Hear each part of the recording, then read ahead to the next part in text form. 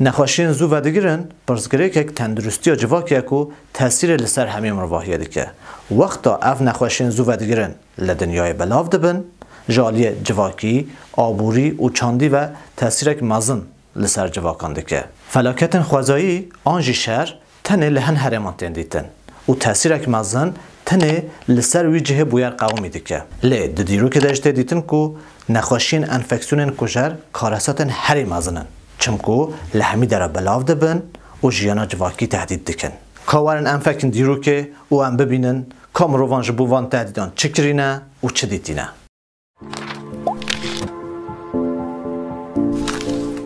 آشی، شرنقه، درزی، آنج واکسین چاوه ها دیتن و چه ما مهمه واکسین جگوتن واقعیته یعنی به زمان لاتینی جیلک خورک یعنی سمول پوکس نخوشیک پرگران بو به هزاران سالان بو اولک داری و کتیبو سرلاش انسانان به صد هزاران حتی کو میلیونان انسان کتن و نخوشیه و بیمرن جارا پیشیه لچینی تکنیک کاد دیتن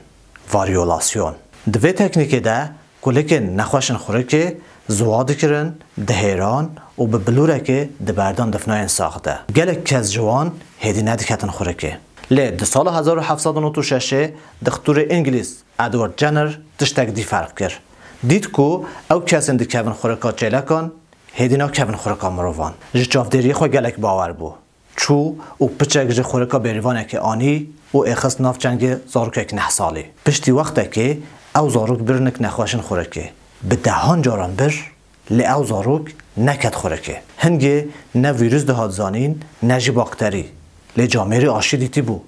پشتی هنگه ناوه بو واریولا واکسینا و بلاو بو پشتی نزدیک 100 ساله که لویس پاستوری آشی و نخوشی هاربونه یعنی کدوز دید او روبرت کوهیجی به میکروسکوبان باکتری تثبیت کردن حتی هنگه انسانان ولی باورد کرد که نخوشی جهوای چه دبن لی پشتی دیتنا میکروارگانیزم یعنی باکتری و ویروسان وجا دیتنا آشیان زیده بو ده 100 سال بیسته ده آشیا پولیو هپاتیت سورک و گلک نخوشین دیهات دیتن پشتی دیتنا آشیان و تداوی انفکسیونان نفوس دنیای زیده بو حتی نزدیک سال 1805 جی نفوس دنیای تجارا نگاه بو میلیاره که لدوان 105 سالن پاشیه ده نفوس دنیای گاها نزدیک 8 میلیاران جدست بکا دیتنا آشیان و گلک کس دجی آشیا درکتینه هنکا دین دکرن هجد هنکا دگوتن جه حیوانا چه بونه نپاقجن عمل خوانادن هنکا دگوتن نخوشین دی چتکن لیده سال 1908 ده